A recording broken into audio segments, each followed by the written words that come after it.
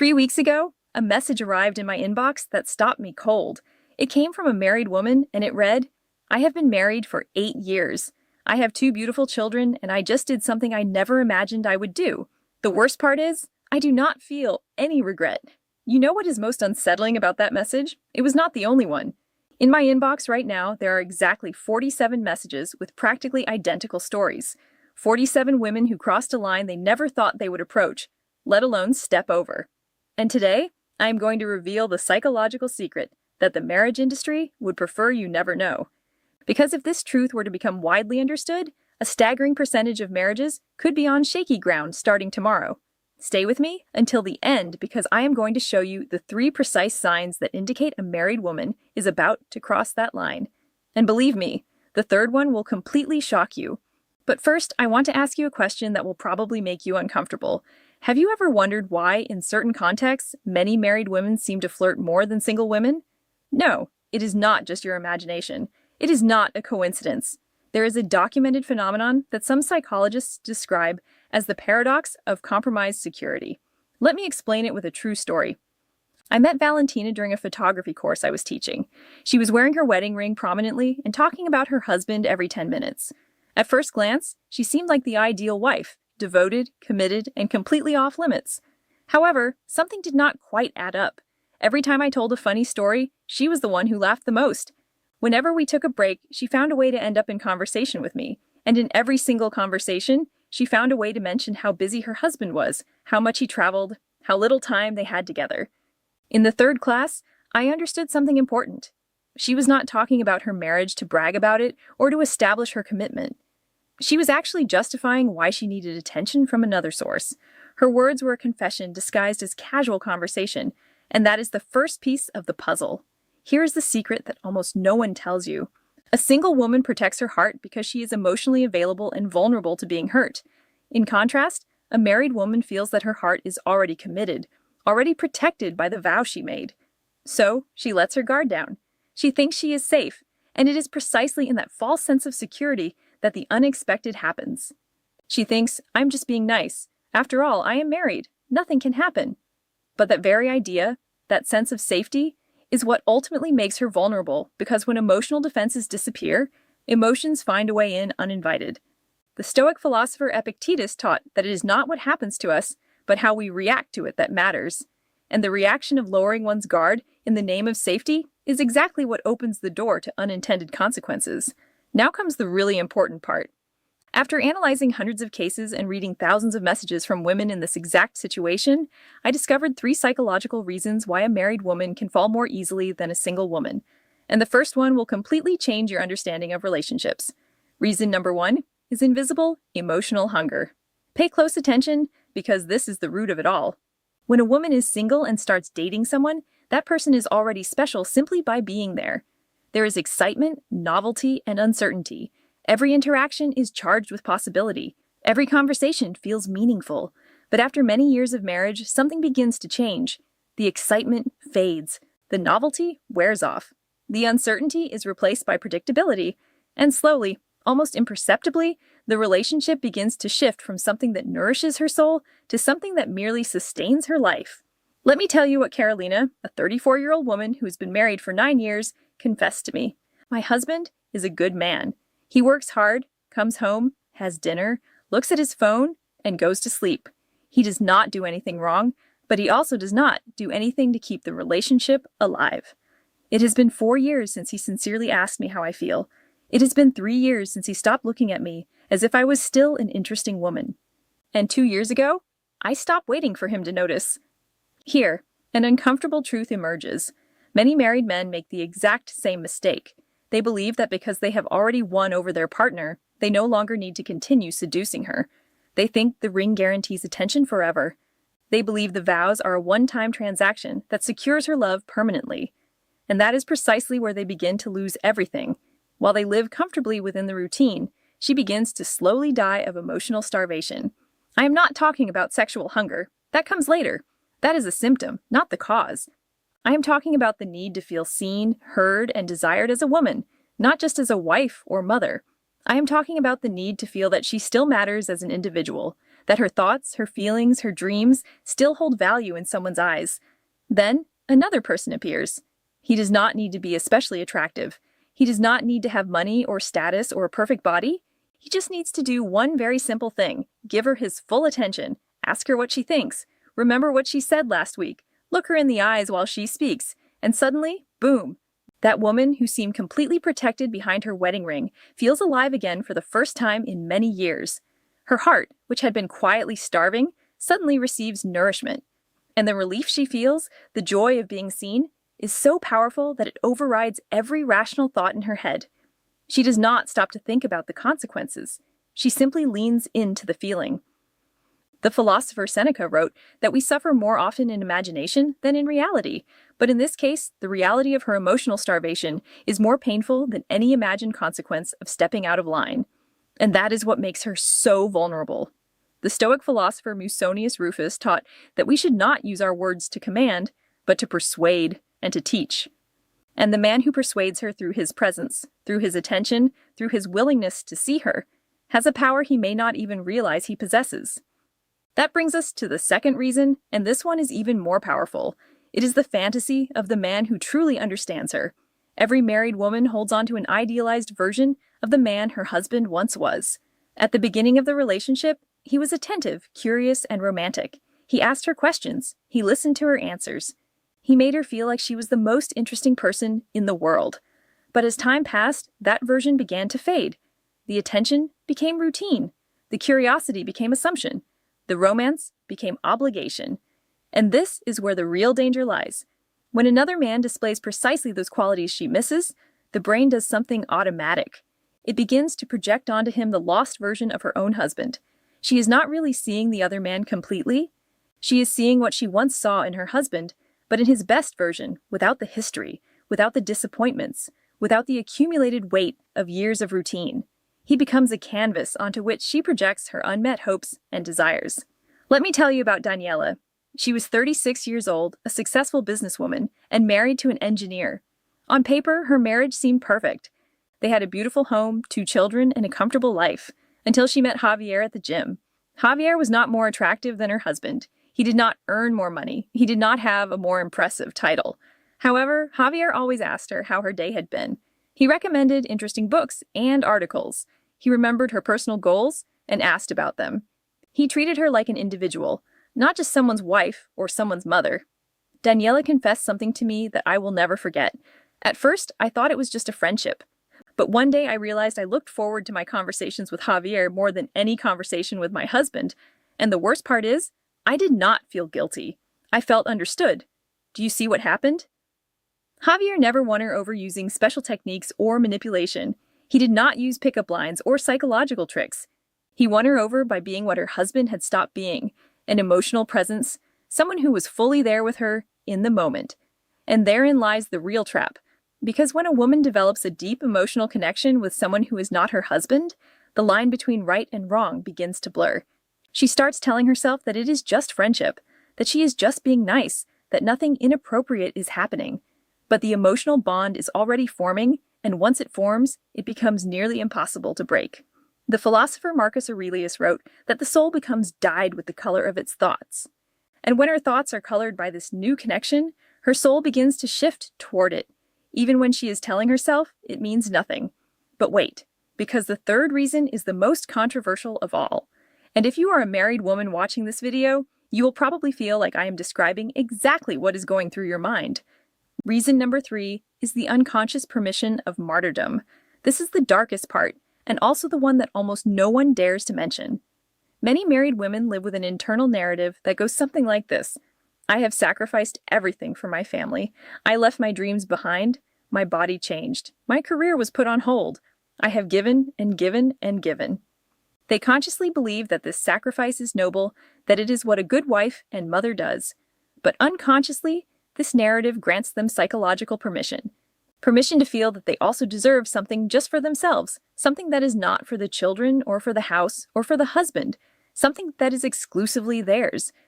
The martyrdom becomes a currency she uses to buy herself a license to stray. The narrative runs deep. I have been so good for so long. I have followed every rule. I have given up so much. I deserve to feel alive again, even if just for a moment. Listen to what Andrea, a 41-year-old mother of 3, wrote to me. For 12 years, I was the perfect wife. I quit my job to raise my children. I gained 33 pounds. My husband travels constantly for work while I hold the entire house together alone. One day, I met someone who made me feel beautiful again. And you know what my first thought was? I thought I deserved it. After everything I have given, I deserve to feel that way again, even if just for a moment. This is what many therapists call retroactive justification. She never planned to be unfaithful. She did not wake up one day and decide to betray her vows. But when the opportunity arose, her mind had already constructed a complete explanation for why it would be acceptable, why it would be okay, why she felt she had earned it. The justification happens after the desire has already taken root. Her brain, which is a master of rationalization, builds a case to support what her heart already wants. And here is the most disturbing detail. The better wife she believes she was, the more powerful that internal justification becomes. It is as if her brain is saying, I have done everything right. I followed every rule. I have been perfect, and yet I feel empty. So maybe the rules never worked. Maybe I can break them. Maybe I have earned the right.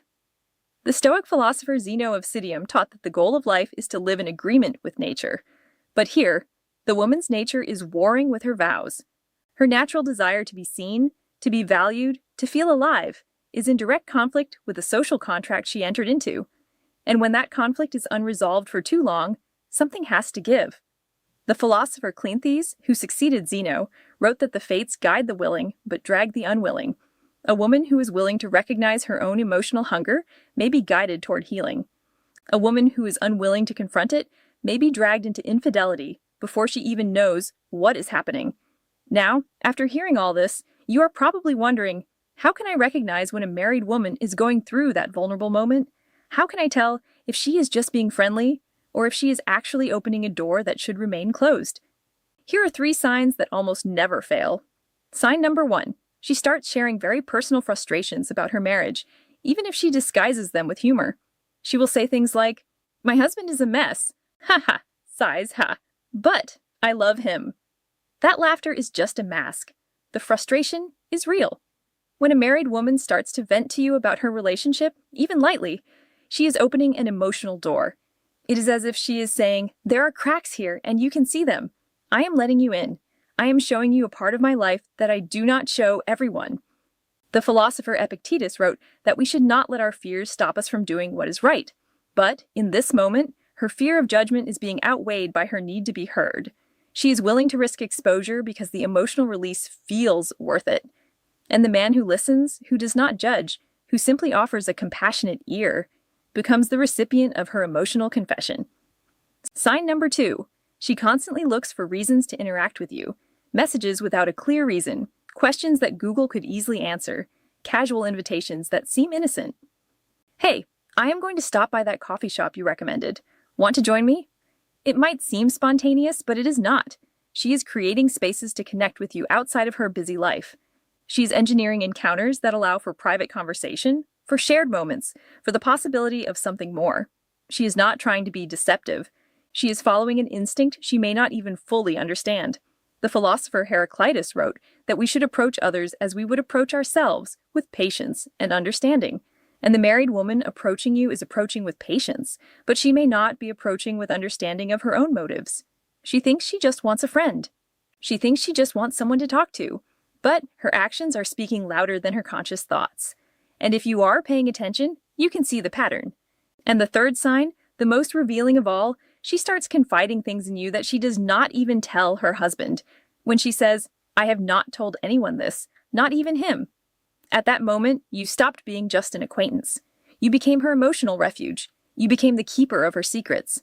And secret refuges have a powerful hold on the human heart. The more she shares with you, the more she trusts you. The more she trusts you, the more she feels connected to you. And the more connected she feels, the more likely she is to cross the line. The philosopher Marcus Aurelius wrote that we must understand what pulls the strings of another's mind. And when a married woman pulls you into her emotional world, she is pulling the strings of her own heart. She is creating a bond that may be stronger than she realizes. She is building a bridge that may take her somewhere she never intended to go. But here's the part that the marriage industry does not want you to know. These signs are not about you. They are about her. They are about the emptiness she feels, the hunger she cannot name, the loneliness she carries beneath the surface.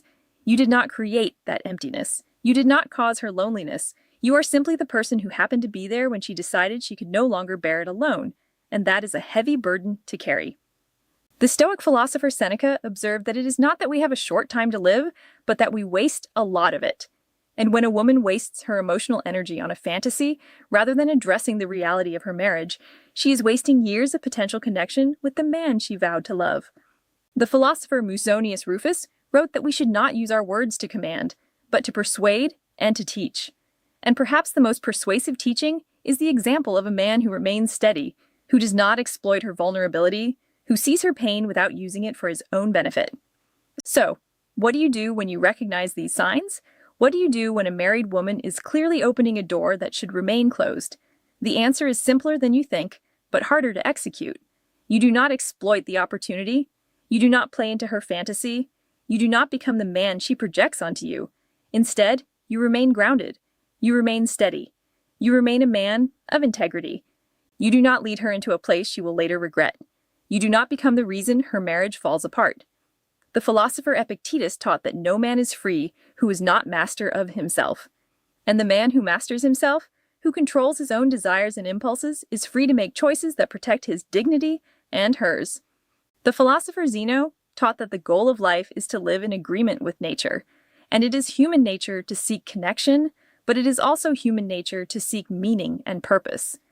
A man who connects with a married woman for the right reasons, who offers her friendship without expecting more, who sees her as a person rather than an opportunity, is living in agreement with his own highest nature. If you are the man she confides in, you have a choice to make. You can be the one who validates her fantasy, or you can be the one who gently reminds her of what she is risking. You can be the one who encourages her to seek counseling, to talk to her husband, to address the emptiness in her marriage directly. You can be the one who helps her find the courage to be honest with herself and with her partner. That is the harder path.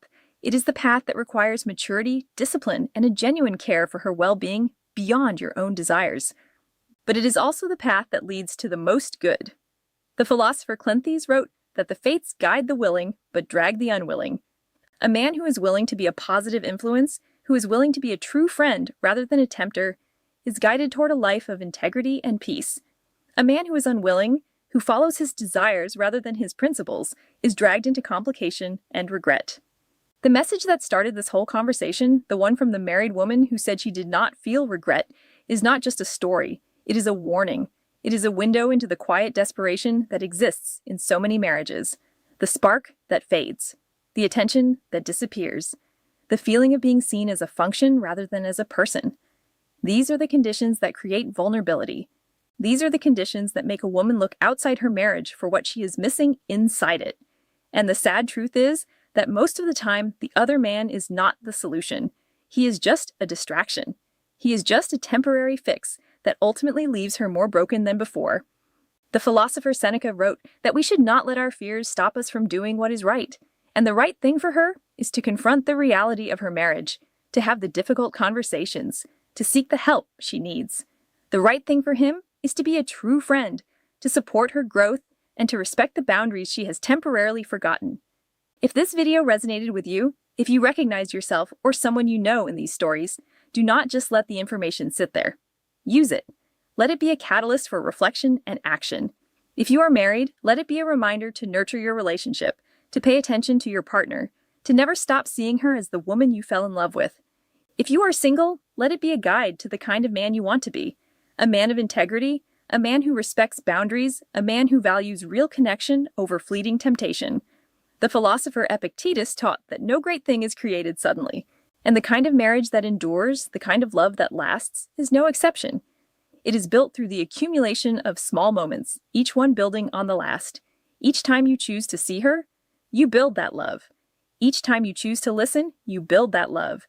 Each time you choose to nurture rather than neglect, you build that love. And as you build it, it becomes part of who you are. If this video helped you in one way or another, please consider supporting the channel using the Super Thanks feature. Your support means a lot, and it helps us keep creating better content especially for you. Every contribution goes directly into improving the quality of these videos and bringing you more of the Stoic wisdom and psychological insights that you have come to expect. Thank you for being part of this journey. Stay grounded, stay present, and I will see you right here in the next one.